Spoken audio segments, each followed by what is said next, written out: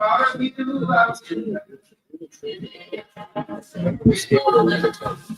weeks, my scale showed I wasn't losing weight despite diet and exercise. I was about to give up until I discovered the True Body. This isn't just another smart scale. A complete body intelligence system used in over 12,000 health clinics worldwide, now available for you.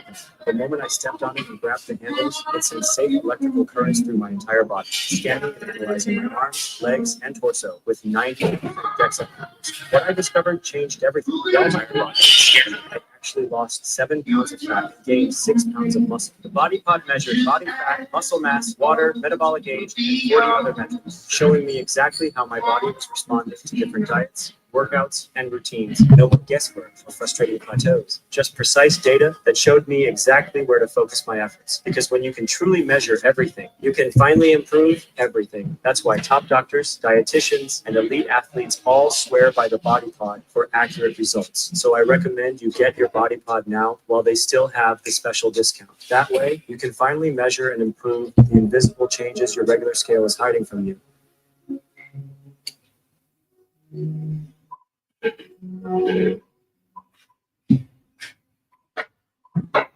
Oh, come on. That's one crochet, the one and only Moose 50 speaker checking in for a daily Moose 50 thought, giving your perspective on teamwork. You will not get it anywhere else. So we do not teach you how to rise to the occasion. We teach you how to fall to your level of preparation.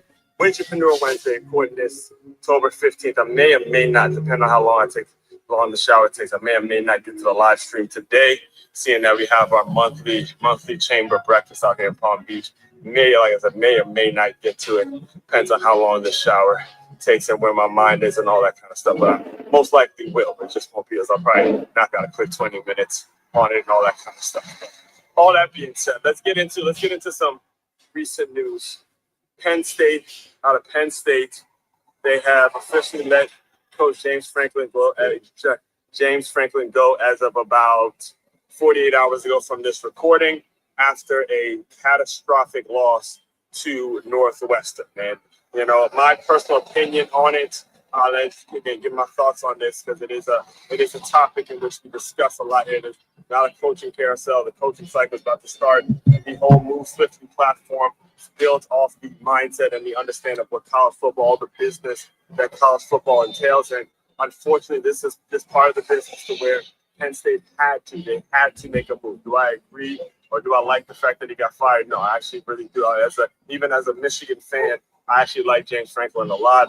I grew up in Maryland, and first camp I've ever gone to was the University of Maryland camp back when he was the offensive coordinator at the University of Maryland. So, I've met him and I've talked to several people that know him very, very well. I remember a lot of clinics and stuff like that he would put on in the area. A lot of people will speak very highly of him. So you hate to see the fact that he got let go. In fact, I'll never forget, it was a big win. One of those years was a big win he got against Ohio State. And the first thing he did was shout out his niece and nephew had lost their father. Again, you could tell the core and the person he is on the inside. He's a really, really good guy. So you hate to see him lose his job. At the same time, my man's sitting on $50 million though.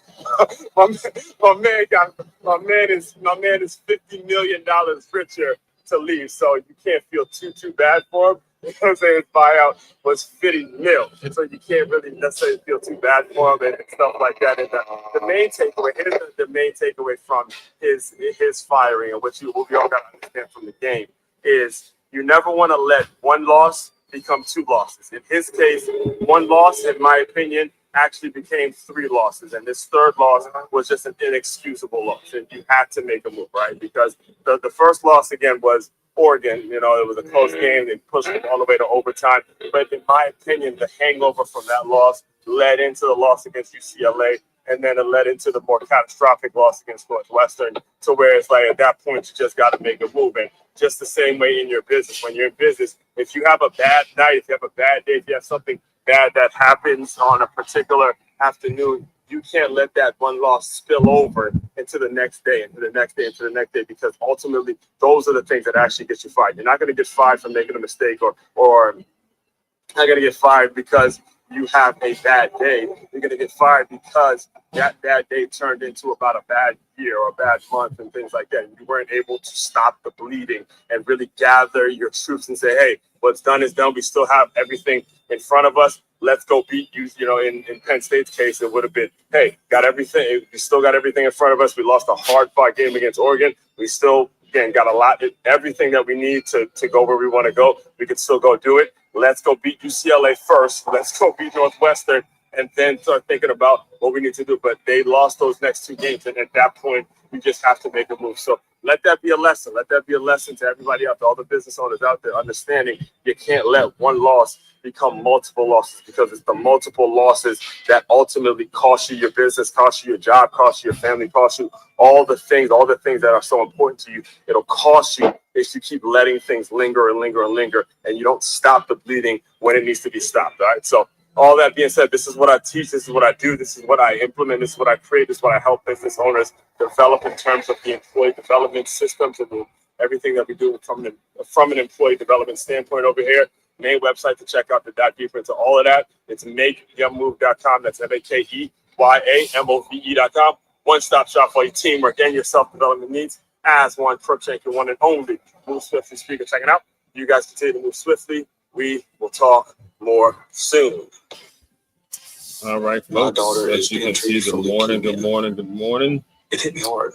Good afternoon. Not sure what time of day you are consuming this, but I do have to make this somewhat expedited today, seeing that I do got to get to a breakfast over at the chamber. So I made sure I told you I was going to jump on, so I had to jump on. So I have to kind of expedite what I normally do. Before I go any further, let me just reintroduce myself if you're new around here. The name, it's As One Crookshank. I am your one and only Move Swiftly speaker, former Division I college football player, and current 6-time published author and educator. I created this whole brand, this whole concept, this whole business that's all about taking the innovative teamwork lessons that you learn on the football field and applying them to businesses and business owners, so they have a staff and or a group of employees that moves as efficiently as a championship high school or youth football team. So it's what we do. It's what we do around here. If you're interested more in that, make sure you head over to makeyourmove.com. That's MakeYamove.com. You see it right there on the screen. It is your one-stop shop for all your teamwork, your self-development needs, whatever it is you need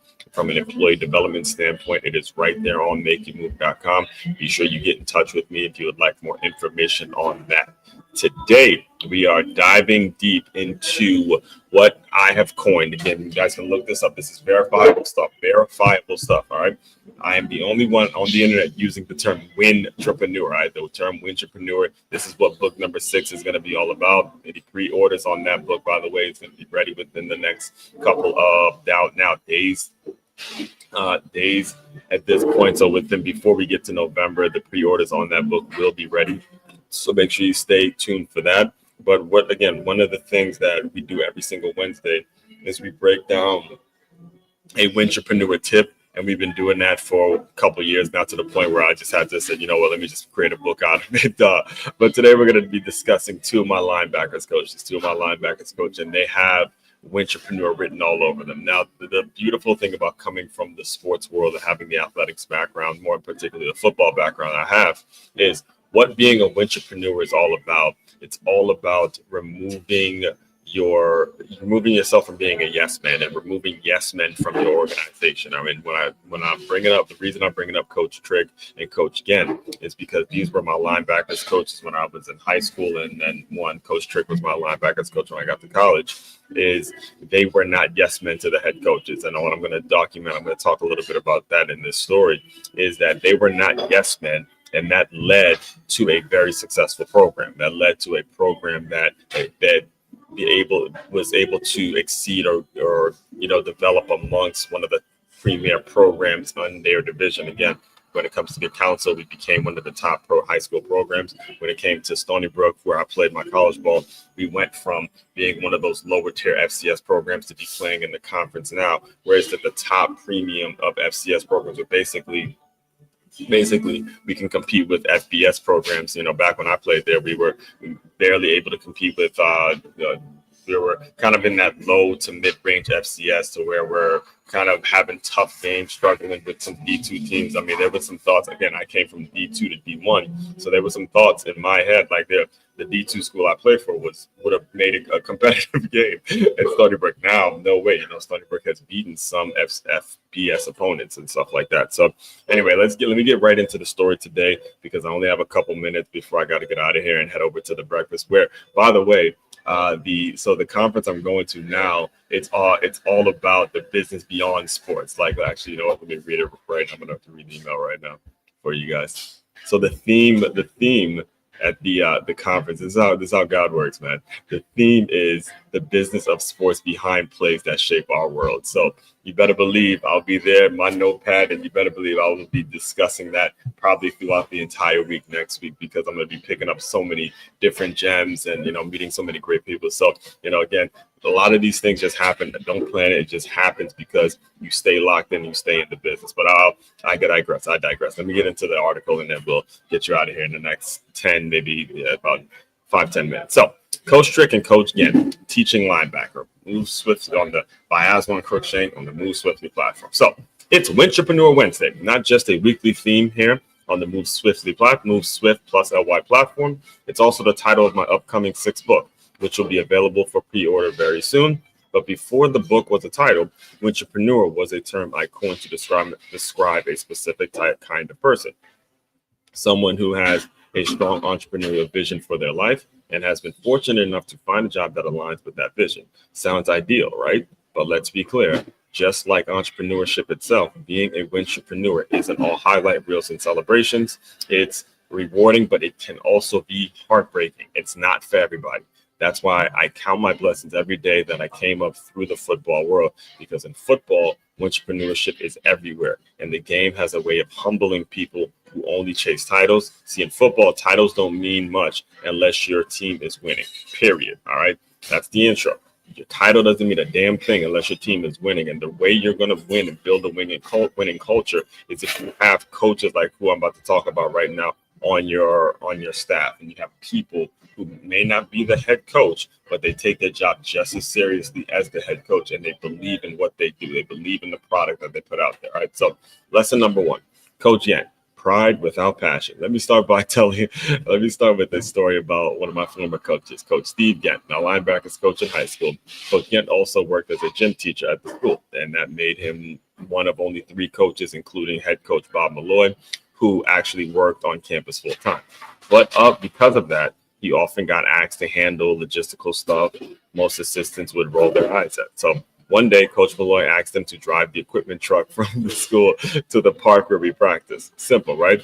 The next day at practice, I overheard something that stuck with me for years. All right. So Coach Malloy approached him with the same skeptical tone he used when one of us players messed up. Did you? So he goes, did you drive the truck yesterday? He goes to him. He goes, did you drive the truck yesterday? Did you drive the truck? Did you drive the truck? I'll never forget this. If he's listening, I know he knows exactly where I'm going with this. So he goes, did you drive the truck yesterday? And then Coach Ghent said, yeah. And then Coach Malloy paused. He goes, all right, yeah, because there were some red beanies that were missing. The red beanies that we would wear. If you're on the scout team, you wear red beanies on your helmet to be the person at scout team and stuff like that. So he goes, yeah, there's some red beanies missing. It's funny because it's like I'll keep reading just so you guys understand. So then the silence. So Coach Malloy walked away after he asked him that, and then as he did, I heard Coach Ghent mutter under his breath. He goes, "Jackass." It really wasn't under his breath. It was actually loud enough for everyone to hear. But he goes, "Jackass," and then the next morning, he told me the story again, pretending I hadn't heard it. I could tell he was still furious. So I'm talking about Coach Ghent. Coach Ghent comes to me the next morning, and honestly, I understood why. It wasn't about the red bernies. It was about pride. To think that his head coach might believe he stole something from the program after all the behind the scene work he puts in. It was insulting, but it taught me taught me something powerful. Even though his title said assistant, his pride in his work was equal of that of a head coach. So he comes to me the next morning. I mean, he's fuming. He's red. He's like, I do you a damn favor. I drive your truck around, and then you're going to accuse me of stealing. You're going to. It's coming back because his face was like bloodshot red with anger. He goes, "You're gonna accuse me of stealing? You're gonna accuse me of stealing some red beanies? Like what the fuck are you gonna do with some red beanies? What would he do with that? Explain to me what would he do with some red beanies?" And that's again the pride and the passion. And again, I deal with the same thing. I'm bringing this up because I deal with the same thing when it comes to the people I work with every day. The disrespect and the things I have to deal with when it comes to just what I get asked and things that get said about me and to me is incredibly, incredibly insulting. So I understood exactly where he's coming from and understood his pain. So final story, and I'll run through this one real quick because I got to get out of here. But a lesson that Coach Trick demand respect, not validation. So a few years later at Stony Brook University, I saw a similar dynamic with another coach, Coach Joe Tricario. We also called him Coach Trick. He was both our linebackers coach and our special teams coordinator. And he took his work seriously. Again, college coaching now, it's a different level. It's not high school. It's a different level. These guys, they're robotic and they're like, look, this is what we do. Our job is tied into wins and losses. It's a business now. There ain't no play bullshit, right? So in the middle in one of our special teams meeting, the head coach interrupted him to say we'd be switching up the orders. So he said doing another unit first so some players could get to a different meeting on time. So now the head coach wasn't wrong. His reasoning made sense, but you can see how much it bothered Coach Trick. He didn't argue right then, but you could tell it sat with him. Later that season during the game, the tension boiled over. I remember him shouting to the head coach, "Give us some more time in practice." So this was after a special teams blunder that we had in the game, and him and Coach Trick, the head coach and Coach Trick, were going at it. It's like, give us some more time in practice. And you know what? I loved it. Not because it was conflict, but it was conviction. Just like Coach Trick wasn't trying to be a yes man. He wasn't trying to. He was trying to do his job well. And when you truly care about your craft, you can't stay silent when something is getting in the way of excellence. That's the entrepreneurship mindset in action. All right. The deeper lesson is you don't want yes men.